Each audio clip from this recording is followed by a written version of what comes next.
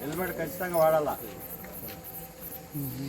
ఈ గంజాయి ఇట్లాంటివన్నీ అమ్మితే మాత్రం మాకు ఇన్ఫర్మేషన్ అంటే తీసుకుని బయట రాకుండా చేస్తాం. ఇంకా 2-3 ఏళ్ళు లోపలే ఉంటాయి. ఎవరైనా గట్టిగా చేస్తారు. ఎలాంటి ప్రాబ్లం ఉండదు.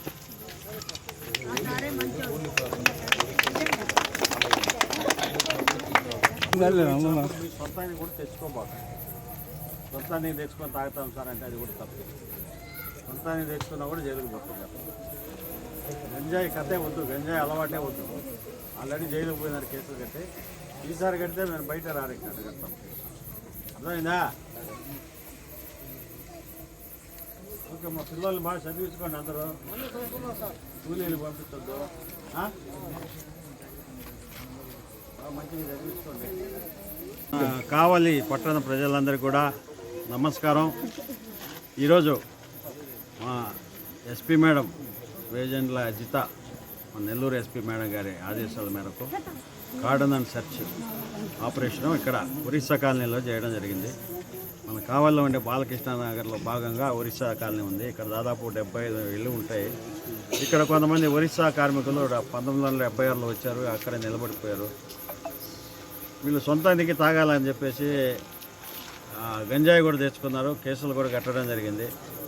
ఇప్పుడు అదంతా కూడా ఏం జరగడం లేదు, గంజాయి దొరకడం లేదని చెప్తున్నారు. మా వాళ్ళు మొత్తం ఇళ్ళన్నీ కూడా సెర్చ్ చేశారు. మా సిఐ రాజేశ్వరరావు, ఎస్ఐ బాజీబాబు, మా స్టాఫ్ అందరూ కూడా వచ్చి ఈరోజు ఇక్కడ కార్డన్ అండ్ సెర్చ్ చేసి ఇల్లు వెతికాము. ఏమన్నా గంజాయి కానీ మాదక ద్రవ్యాలు కానీ ఇలాంటివి ఏమైనా దొరుకుతాయని చెప్పేసి వెతికాము. సరైన లైసెన్స్ లేకుండా ఒక 17 2 వీలర్స్ దొరికాయి.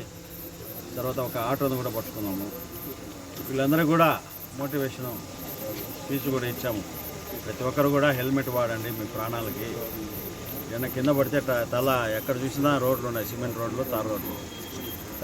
కింద పడితే తల పగిలిపోతుంది. కాబట్టి ఖచ్చితంగా హెల్మెట్ వాడండి ప్రతి ఒక్కరు కూడా. తర్వాత గంజాయి లాంటిది కానీ మాదక ద్రవ్యాలు కానీ నాటు సారాయి లాంటిది కానీ ఎలాంటిది ఉన్నా కూడా మాకు ఇన్ఫర్మేషన్ ఇస్తే మేము వెంటనే తగు చర్య తీసుకుంటాము అని చెప్పి అందరికీ కాలనీ వాసులు అందరికీ చెప్పడం జరిగింది కూడా. వాళ్ళు ఒకటి అడిగారు, సార్ మాకు దోమలు ఎక్కువ వస్తున్నాయి, మేము పట్టించుకోలేదు ఎవరని. దీన్ని మున్సిపల్ కమిషనర్ గారితో మాట్లాడి రేపు ఫాగింగ్ మెషిన్ కూడా ఈ ఏరియాలో తిరిగేటట్టు చేస్తున్నాం. మున్సిపల్ కమిషనర్తో మాట్లాడి మన ప్రజలందరూ కూడా విన్నవిస్తున్నాము. మీకు ఎలాంటి ప్రాబ్లమ్స్ జరిగినా, ఎలాంటి మాదక ద్రవ్యాలు కానీ ఎలాంటి అసాంఘిక కార్యకలాపాలు జరిగినా కూడా మాకు ఫోన్ చేయండి. మన కావలి పోలీసు వెంటనే స్పందిస్తాము. మన పట్టణ ప్రజలందరూ కూడా సంతోషంగా, క్షేమంగా, ప్రశాంతంగా ఉండాలని మేము శాయశక్తులా ప్రయత్నించి కృషి చేస్తాం. నమస్తే.